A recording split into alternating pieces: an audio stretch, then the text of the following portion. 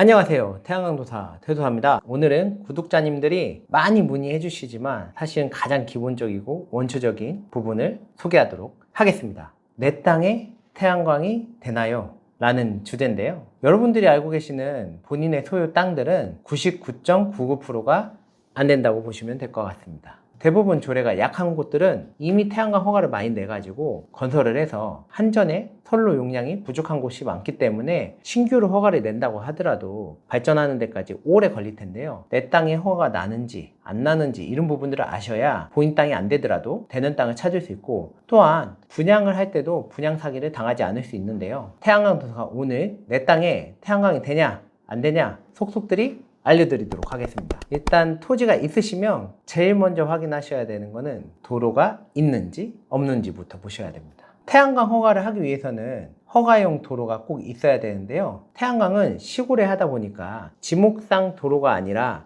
현황도로만 있어도 허가가 가능한데요. 이 현황도로라 함은 콘크리트 포장 도로가 있냐를 기준으로 보는데요. 내 땅이 시골에 있고 콘크리트 포장 도로가 내 땅까지 와 있다. 일단 기본적으로 허가를 받을 준비는 돼 있다고 보시면 될 것 같습니다. 그 다음에 확인해야 되는 것은 도시계획 확인원을 확인하셔야 되는데요. 토지 이음에 들어가셔서 본인의 번지를 입력하셔서 검색을 하시면 면적도 나오고 거기에 해당하는 법규도 대략 나오게 되는데, 법규까지는 이곳에서 확인하는 것보다는 내 땅이 현재 지목이 전이냐 답이냐 혹은 임야냐 대지냐를 확인하시고, 두 번째로 농림지역이나 계획관리지역이냐 기타 등등의 다른 지역이냐를 확인하셔야 되는데요. 대부분 지역지구들은 태양광 사업이 가능하지만 일부 지역에서는 태양광이 불가능한 지역도 있으니까 이 부분을 꼭 확인하시고 그 다음 단계로 넘어가셔야 됩니다. 토지계획 확인원상 태양광이 가능한 토지라고 확인을 하셨으면 세 번째로는 도시계획 조례를 확인하셔야 됩니다. 도시계획 조례란 국토부에서 국토 이용에 관한 법률을 만들어서 개발행위 기준을 만들어 놨는데요. 그 기준이 모든 지자체에 적용하기에는 어려움이 있어서 지자체별로 도시계획 조례를 만들어 놨는데요. 이 부분이 태양광을 하기 가장 어렵게 만드는 부분인데요. 자치법규 정보 시스템을 검색하시면 법규를 찾아볼 수 있게끔 나오는데요. 자치법규 지도 검색을 하시고 그에 따라서 알아보고 싶은 지역을 선택을 하셔가지고 현행 자치법규를 클릭하시고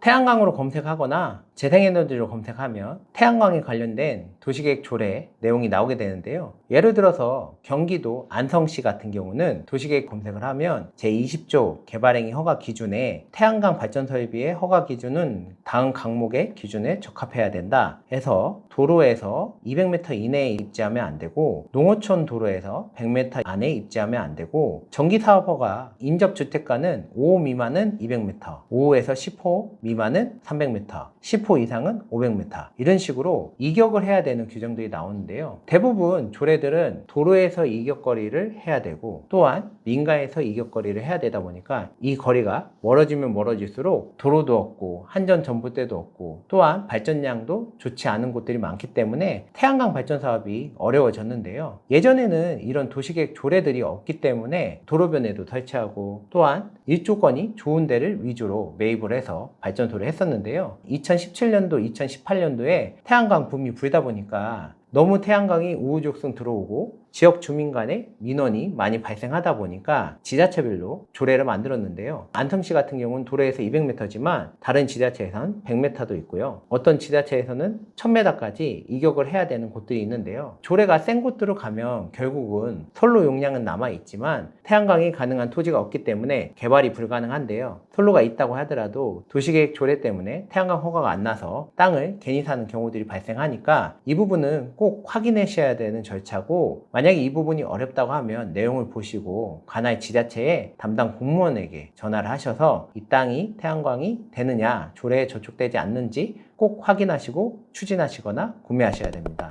마지막으로 제일 중요한 단계가 또 남아있는데요. 한국전력공사의 선로 용량 확인입니다. 기본적으로 한국전력공사의 전봇대가 고압 전선이 간다 그러면 무조건 연결할 수 있는 게 아니고 한 잠 변전소마다 물릴 수 있는 양이 정해져 있기 때문에 한전하고 사전에 꼭 확인을 하셔야 되는데요. 온라인으로 확인할 수 있게끔 만든 사이트가 있는데 한국전력공사의 한전온이라는 사이트고요. 들어가셔서 상단의 탭에 전력계통 통합정보 안에 발전사업용 연계정보, 신재생에너지 접속 가능 용량, 배전선로 주변압기 변전소 용량 조회를 누르시면 주소를 검색을 하시면 현재 선로가 있는지, 선로 용량이 남았는지, 초과됐는지를 알 수 있는데요. 자세한 부분을 알고 싶으시다면 해당 사업소로 전화를 하셔서 담당자와 통화를 해서 현재 본인의 토지가 혹은 살려고 하는 토지가 선로 용량이 남았는지 꼭 확인하셔서 나중에 손해보는 일이 없도록 하셔야 됩니다.